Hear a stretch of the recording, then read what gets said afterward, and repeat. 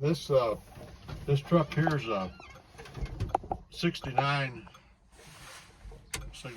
69 Chevy. I bought it new for $5,200 in 1968. Came out with a 292 6-cylinder in it with no power steering. And one of these Chevrolet, a Ford truck, they have a big steering wheel in them, and it must be geared down because you could take a 2-ton 700 Ford or what it is. You really don't need power steering on it, but you need power steering on a Chevrolet truck. Well, we struggled with it for a long time. Finally, I decided to put power steering on it. So I took it up to kind of a salvage company, and that was say 20 years ago, and the guy says, we got this old truck in there to put power steering on. So they did. They put a pump, and it still had 6-cylinder engine in it. They had a pump on it. They put a hydraulic pump on that 292 engine, and it really worked good. The originally trucks, when they come out, had kind of a slave cylinder on them. Well, this here, then later on, they put, I guess you call it the gearbox was like a modern. It was all in that one unit. That's what they put on this truck, and it worked fine. The only problem was it wouldn't turn as sharp to the right as it did to the left, because the tire would get into the tie rod end or what have you. So and we used that for quite a while, and this guy, a good friend of mine, could do anything. And we bought an 80s truck, or two 80s truck, and one of them had they had wider front axles on it, and so he was a good mechanic, and one of them it was an LP truck and had a 366 in it with no carburetor. It would have been an LP carburetor on it. So basically what he did, he took the 4-speed transmission out of this truck here in a 292, and we put in a 366 and a 5-speed, and I think they call them a working 4 or working 5, which means the first shift you make with it is actually with the gear shift. It's not with the 2-speed axle. And I think really what you really end up with is kind of a 9-speed transmission if you shift them all through the gears. And of course he put a 366 in it. And the truck came out with a point system, and so he put a point system back in this truck. Well, because the gasoline or what have you doesn't burn as good as it used to, or now as the fuel used to burn, that 366 would not run very good. It missed and everything else, and he finally decided to put a electronic distributor in it. When he did that, it just solved the problem. This thing here, its performance is fantastic on this truck. And what it also did, it was more vacuum, and it made that vacuum 2-speed axle shift perfect. Shift better. Yeah, better. And I've never had the electric 2-speeds. I guess they're better, but people have trouble with them because if the points don't work right, you got to be cleaned or what have you. But we've never had anything this thing has just worked perfectly. Plus it shifts real good, real well. And so that's kind of what we ended up with. This truck is basically it has an 80s engine, transmission in it, and the power steering is perfect on these Chevrolets. You can put them on concrete and turn them with your finger fully loaded. I mean, they just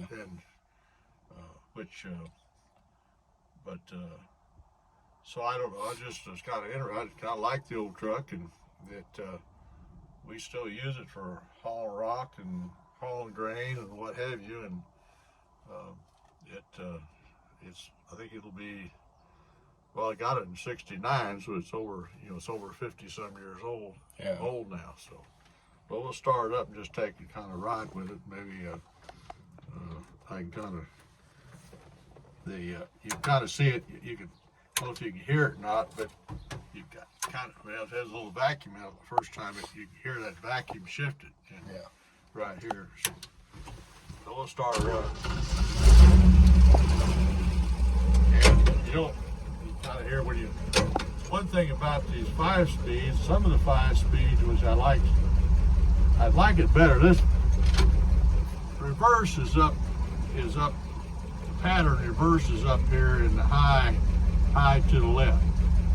And all 4 speeds, that would have been first gear. And then you'd have come down into second gear.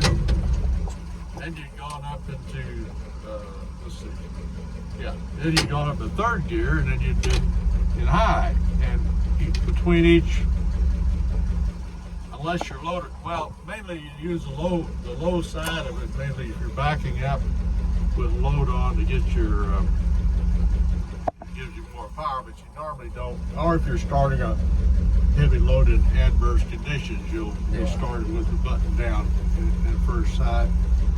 Then you basically usually just come straight back, and after you do that, then basically your next shift is you pull the button. Well, no, you basically go up, and then you push the button up. Then the next shift would be you push the button down and go back to down here to well, on the 5-speed here, this would be third. And then you go up to, it'd be fourth. Then you go up. You push your button down on fourth. Yeah. You go up to fourth. Then pull it clear back to fifth. Let's see. I messed up now. Yeah. You go from fourth back to fifth, and then you go to 4 with the splitter up, and then fifth with the splitter there. up. And then that's what's crazy. You basically, you don't split it from fourth to fifth. You come down, and next shift you go up is you pull it up, and you go back to fourth. Up to fourth, and your next shift is straight down. Yeah. So if you keep all that to your a little confusing. I don't know why they did that. I don't know. I guess I'm not a truck driver, but I think it may have been because they wanted to make the first shift be positive. That's your first shift. But in a four speed with an electric or vacuum, your basically first shift is actually pushing the button down. You kind of hear it down. So anyway, in fact, this friend of mine, I was using his truck, and I didn't know it had it in it. What was in it? It seemed to me like I was always slowing down when I was making some shit. Basically, if you have a load and we're not loaded, you don't have to do it now. But if you're loaded, if you're in the field, and this truck will actually, with mud tires, it'll actually take a load. It'll cut ruts with a load on the field because it's got traction and frame, it's not heavy. So it's a good truck for in the field. Or they used to use it for lime trucks all the time. But anyway, you start out, if you're in rough condition, you're starting out in first gear, put the button down. And you basically just let off, pull your button up, let off on your gas, it'll shift on you. Next one, just let off on the clutch if everything works right. It goes up into second with the button down. Next shift then, leave the gear shift alone, pull the button up, that's your next speed.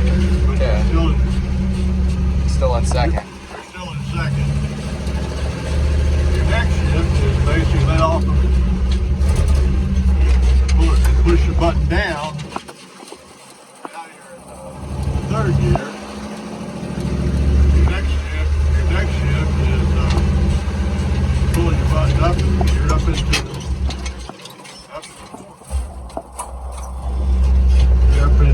should be down if you're in fourth. Let's see. you're anyway, right now, you're up in fourth gear with the button up. The next shift is actually you push the button down and you go into fifth gear, which doesn't make a whole lot of sense. But then after that, next shift then would be now you go to fourth and pull it up. Then you're back up to fourth with the button up. And the next shift then is with the button up in fourth, you bring it down to high fifth with the button up. Between those two there, you don't use your button. But if it's a 4-speed, you'd be split to fourth. So I think it'd be something similar to a 9-speed. I don't think they even make these anymore, but I think they found out a lot of the drivers weren't used to driving a 2-speed, and they just, for a while, a lot of these trucks just had 5 speeds in them. Now they have automatic systems because they can't even do double. Guys don't even want to drive a manual. They can't drive a manual, but a manual transmission will, well, if you have air on the truck, you gotta have air. You have air to pull them to start. So these trucks here, you can set them on a hill and let them roll and they'll kick right off. Yeah.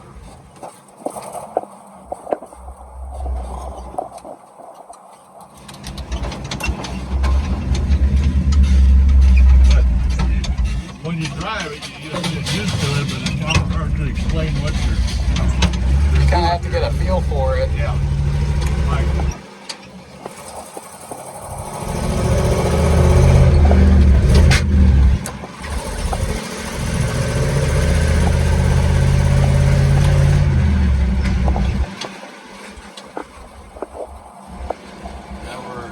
Now we're going the road here. We're just going the road the way it's got to get you.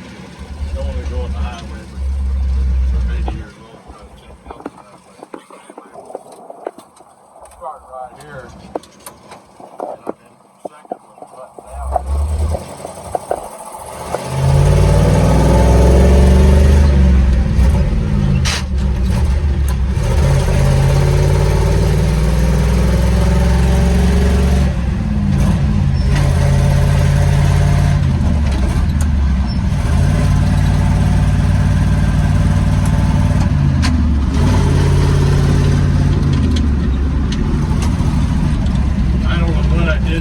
But that's kind of what you do it. A lot of times you don't, that high deal, you probably don't do it. But Yeah. then you're coming down, you're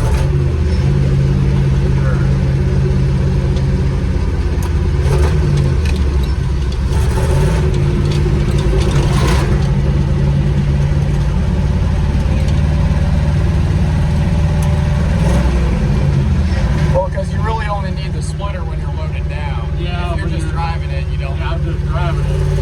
And you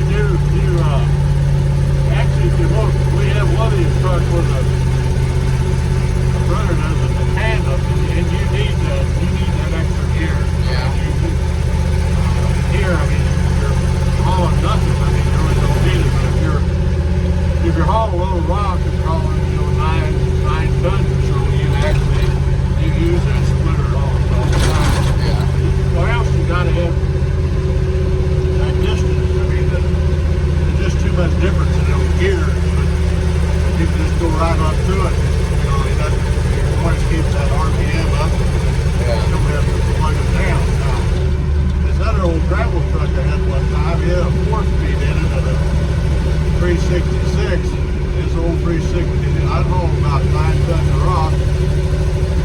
Transmission was messing up. Well, I don't know what was wrong with it. It wouldn't really shift. And I left the mooring down in Huntington, and the only gear I had, the only variation I had was basically it was in 4th gear with the splitter. And I took that thing the whole way home. Yeah. And it would lug it. It would lug. The engine would lug it to take it on home. Down just a 2 gears. Yeah. If you were stopped, then you could get it here. And one time something happened, and that transmission started working. Then I had no idea what was wrong with it and why it started working. Yeah. We're not